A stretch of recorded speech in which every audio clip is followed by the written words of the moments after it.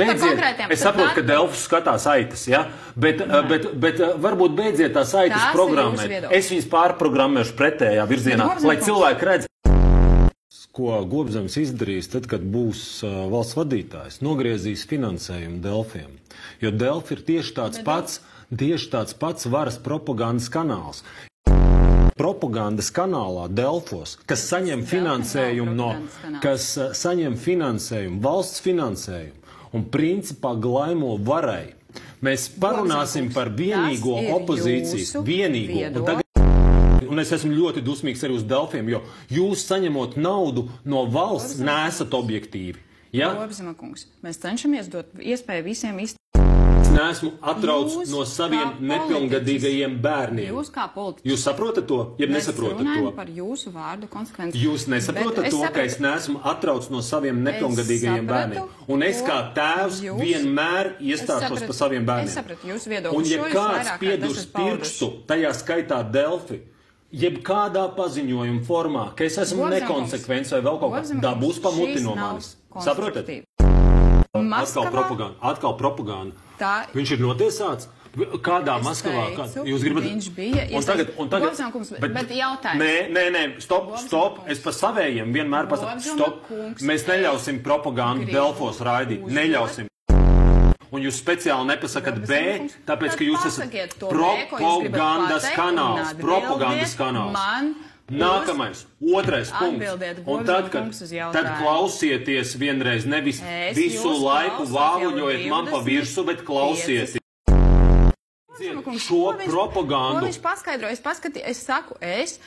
pārbaudījām. Jūs saprotat, ka jūs visu laiku runājat kā propagandas kanāls, iesaistīts naudas atmazgāšanas lietā, bet pasakiet B. Viņam ir uzņēmums. Pasakiet B, tad, kad jūs sakat savā, jo to klausās cilvēki.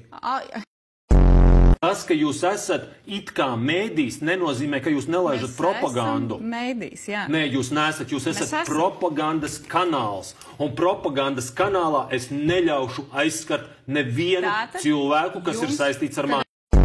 Bet varbūt tik infantīls jautājums jābeidz uzdot. Priekš tam ir konkrēts iestādes, kas pārbauda to, jo šie infantīlai jautājumi arī ir tas, kas pierāda jūsu to propagandas kanāla dabu.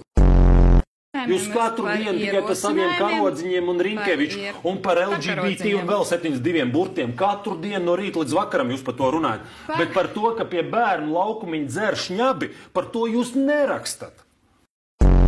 Gribētu prasīt... Atkal propaganda. Un es jums paskaidrošu, kāpēc. Vārds daudz ir nevietā.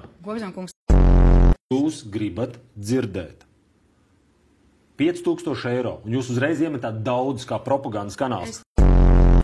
Jā, tas pa Mērkaķu māju bija labi, es tieši Delfos lasīju.